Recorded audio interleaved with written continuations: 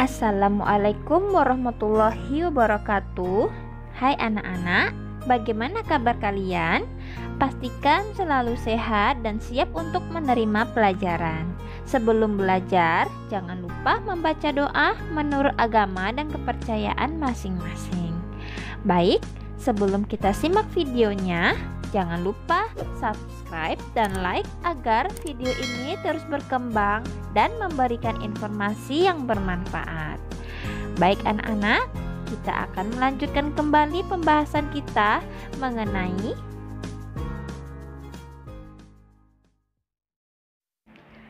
tema 5, wirausaha, subtema 3, ayo belajar berwirausaha, pembelajaran 3. Tujuan pembelajaran kita hari ini adalah yang pertama, siswa mampu menjelaskan langkah-langkah membuat magnet secara tepat. Yang kedua, siswa mampu mempraktikkan membuat magnet dengan benar. Yang ketiga, siswa mampu menjelaskan cara mengisi formulir pengiriman barang berdasarkan petunjuk secara benar. Yang keempat, siswa mampu mempraktikkan mengisi formulir pengiriman barang berdasarkan petunjuk secara benar. Apakah kamu pernah berkunjung ke tempat wirausaha yang menjual mainan? Apakah kamu pernah membeli mainan yang menggunakan magnet? Wah, saya pernah membeli beberapa mainan yang menggunakan magnet. Tahukah kamu bahwa kita juga bisa membuat magnet? Cara membuat magnet. Logam yang digunakan untuk membuat magnet adalah besi dan baja. Besi lebih mudah dibuat magnet, namun cepat pula hilang sifat kemagnetannya. Sementara itu, baja lebih sulit dibuat magnet, namun kemagnetannya lebih tahan lama. Ada beberapa cara membuat magnet, yaitu dengan cara gosokan, induksi, dan aliran listrik. Yang pertama, membuat magnet dengan gosokan. Membuat magnet dengan gosokan dilakukan dengan cara menggosok-gosokkan magnet pada benda magnetis, misalnya besi. Gosokan dilakukan secara searah dan menggunakan kutub yang sama pada magnet. Semakin lama waktu penggosokan, semakin kuat sifat kemagnetan pada besi. Sekarang anak-anak ibu perhatikan video percobaan berikut ini. Kita coba 5 kali gosokan.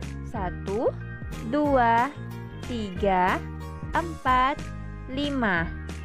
Apa yang terjadi pada paku besar terhadap paku kecil jika didekatkan? Wah, ternyata dapat menarik 2 buah paku kecil. Sekarang kita coba 15 kali gosokan. 1, 2, 3, 4, 5, 6, 7, 8, 9, 10, 11, 12, 13, 14, 15. Sekarang kita dekatkan paku besar ke paku kecil. Apa yang terjadi?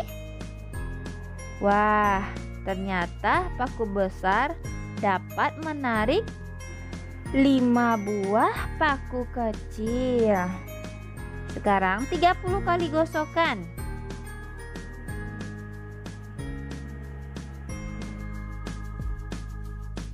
1, 2, 3, 4, 5, 6, 7, 8, 9, 10, 11, 12, 13, 14, 15, 16, 17, 18, 19, 20, 21, 22, 23, 24, 25, 26, 27, 28, 29, 30.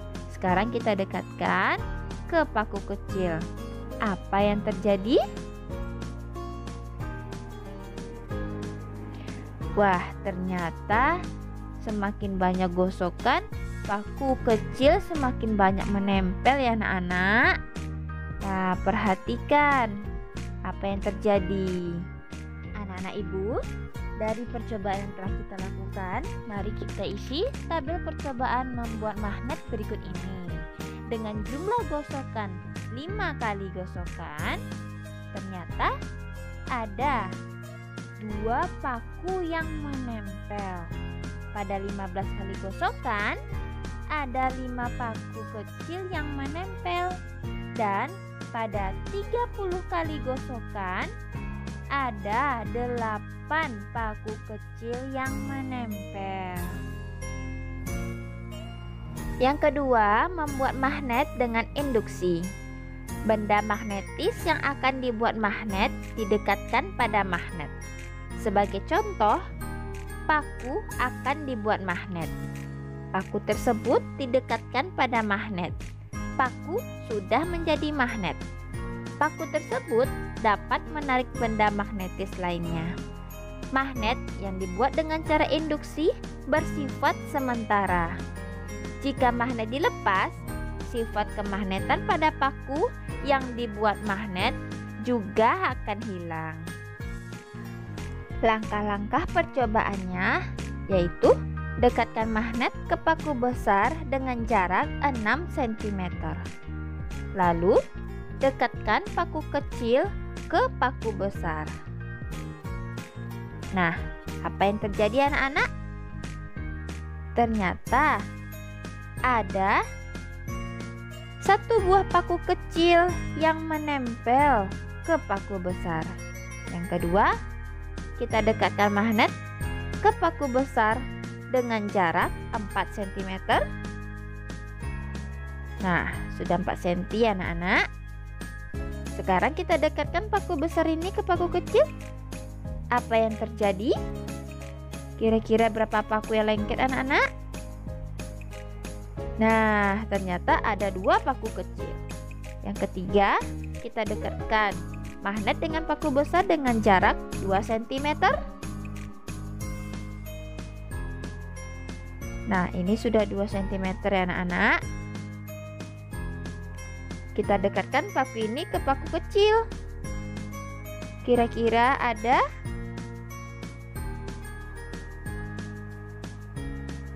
Wow, sangat banyak ya. Nah, ternyata ada beberapa paku kecil yang menempel pada paku besar. Tuh, lihat. Selanjutnya, kita dekatkan magnet ke paku besar dengan jarak 1 cm. Kira-kira jumlah paku kecil yang menempel ada berapa ya anak-anak? Kita perhatikan. Wow, ada beberapa. Banyak ya. Jadi, kesimpulannya adalah semakin dekat kita dekatkan magnet dengan paku besar, maka jumlah paku yang menempel sangat banyak. Mari kita hitung bersama. Ada 1, 2, 3, 4, 5, 6. Ada 6 paku kecil yang menempel pada jarak 1 cm. Nah, anak-anak ibu, sekarang mari kita catat hasilnya pada tabel berikut ini. Jarak paku besar dengan magnet dengan jaraknya 6 cm. Ternyata ada 1 paku kecil yang menempel. Pada jarak 4 cm ada 2 paku kecil yang menempel. Pada jarak 2 cm ada 5 paku kecil yang menempel. Sedangkan pada jarak 1 cm jumlah paku kecil yang menempel ada 6. Jadi semakin dekat jarak paku besar dengan magnet, maka jumlah paku kecil yang menempel pun juga banyak. Itu kesimpulannya ya anak-anak. Sekarang kita lanjut. Yang ketiga, membuat magnet dengan dialiri listrik. Membuat magnet dengan dialiri listrik dilakukan dengan cara melilitkan kabel ke benda magnetis yang akan dibuat magnet. Misalnya besi. Kedua ujung kabel dihubungkan dengan baterai atau sumber listrik yang lain, Magnet yang dibuat dengan dialiri listrik disebut elektromagnet. Elektromagnet dapat menarik benda magnetis jika dihubungkan dengan sumber listrik. Jika sumber listrik dilepas, sifat kemagnetan pada elektromagnet juga akan hilang. Berikut langkah-langkah percobaannya. Sekarang lilitkan kawat pada paku besar sebanyak 5 lilitan. Nah, lalu kita hubungkan ke sumber listrik, yaitu kita pakai baterai. Apa yang terjadi? Berapa banyak buah paku kecil ditarik oleh paku besar ini dengan 5 lilitan? Iya, ternyata ada 1 paku kecil yang ditarik. Yang kedua, kita masukkan ke 10 lilitan. Kita hubungkan ke sumber listriknya, yaitu baterai. Kira-kira ada berapa paku kecil yang ditarik oleh paku besar yang sudah diberi lilitan 10 lilitan ini? Wow, ternyata banyak juga ya. Ada, kira-kira ini ada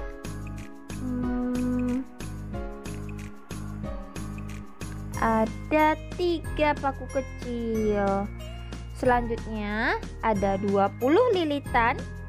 Kita hubungkan 20 lilitan ini ke sumber listrik kita, yaitu baterai. Kira-kira ada berapa ya paku kecil yang tertarik oleh paku besar ini? Wow, banyaknya anak-anak. Kira-kira ini ada 7 paku kecil yang ditarik oleh paku besar ini. Mari sama-sama kita hitung. Ada 1, 2, 3, 4, 5, 6, 7. Nah, ternyata benar ya, ada 7. Nah, sekarang mari kita masukkan jawabannya ke dalam tabel berikut ini. Dalam 5 lilitan itu ada 1 paku kecil yang menempel. Pada 10 lilitan ada berapa tadi anak-anak? Iya, ada 3 paku kecil yang menempel pada paku besar yang sudah diberi 10 lilitan. 10 lilitan kawat ya anak-anak. Yang ketiga itu ada jarak lilitannya 20 lilitan.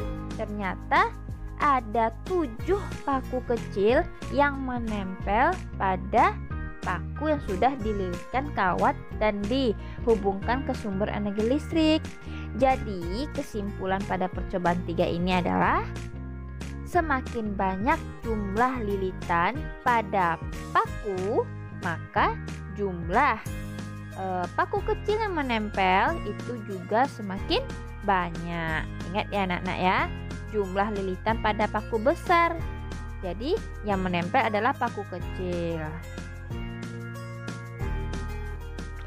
Anak-anak ibu, tahukah kamu bahwa toko mainan yang ada di sekitar rumahku punya banyak pelanggan?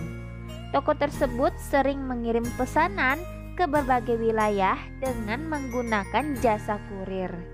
Sebelum mengirim barang, toko tersebut harus mengisi formulir pengiriman barang. Ayo kita praktikkan cara mengisi formulir pengiriman barang yang telah kita pelajari sebelumnya. Baiklah anak-anak ibu, sekarang kita akan mempelajari petunjuk pengisian formulir pengiriman barang. Perhatikan formulir yang telah diisi berikut. Nah, dalam mengisi formulir pengiriman barang harus menggunakan informasi yang benar seperti nama lengkap, nomor telepon, dan alamat. Hal tersebut untuk menghindari kesalahan dalam proses pengiriman. Tidak bisa dibayangkan ya anak-anak jika alamat yang kita tulis pada formulir pengiriman barang itu salah. Nah, hal tersebut tentu akan mengganggu aktivitas jasa kurir. Karena alamatnya tidak jelas, maka barang yang sampai pun jadi kesasar, tidak sampai pada tujuan yang diinginkan. Perhatikan formulir pengiriman barang tersebut. Nah, di dalam formulir ini ada data si pengirim. Nah, ada data si pengirim itu apa saja? Yang pasti ada nama pengirim, alamat pengirim, dan nomor telepon. Dan di bawahnya ada data si penerima barang yang kita kirim tersebut. Nah, ada nama penerima, alamat penerima, dan nomor telepon si penerima. Dan bagian bawahnya ada di situ bertuliskan data barang yang dikirim itu berupa apa, terus beratnya berapa, jenis pengirimannya dalam melalui apa, dan ada biaya pengirimannya. Dan di bawahnya ada catatan lagi, gunanya adalah untuk barangkali ada catatan khusus yang ingin disampaikan si pengirim paket tersebut. Dan paling akhir ada tanda tangan si petugas atau si petugas pengantar barangnya, dan ada tanda tangan si pengirim. Nah, tanda tangan ini sangat diperlukan supaya menjadi tanda bukti bahwa barang kita sudah sampai atau diterima oleh si penerima barang yang kita tuju. Seperti itu ya anak-anak. Cukup sekian pembelajaran dari Ibu. Mudah-mudahan kalian semua paham. Tunggu video pembelajaran selanjutnya ya. Terima kasih. Wassalamualaikum warahmatullahi wabarakatuh.